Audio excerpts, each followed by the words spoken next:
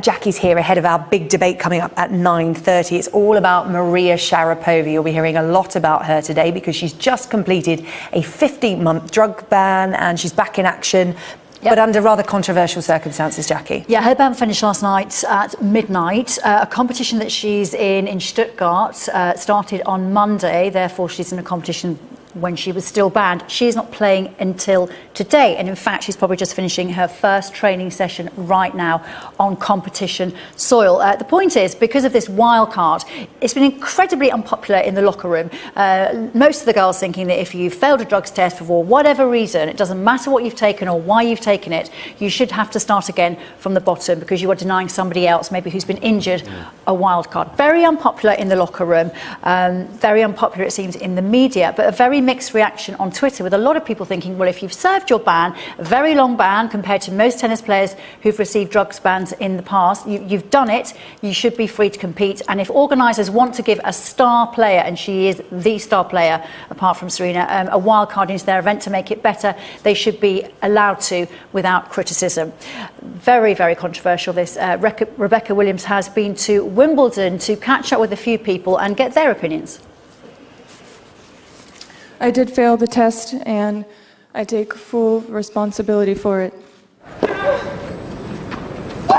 She's no stranger to winning, but last year Maria Sharapova was banned from tennis after admitting to the world's media that she'd taken the substance meldonium.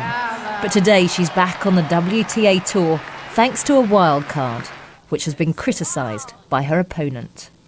Well, I think my personal opinion is not agree about the wildcard here and about the wildcard in Rome on the other tournaments. But she paid, and I think she can return to play, but without any wildcards, any help. Andy Murray and Caroline Wozniacki have also criticised the helping hand that Maria Sharapova's been given. But other players insist she's served her time. There's been other guys that have failed sort of drugs tests, blood tests, and they've been given wildcards back into tournaments and no noise was made about it from their perspective. Just because she's a bigger star, I don't think you can start making different rules for her.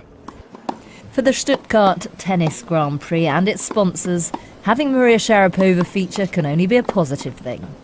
Well, the business case for the tournaments is improved because she's such an icon, she's such a talent, such a point of attraction that you would expect more people to turn up to the events. Now, that's people at the events obviously brings revenue to the tournaments. It also brings sponsors greater exposure.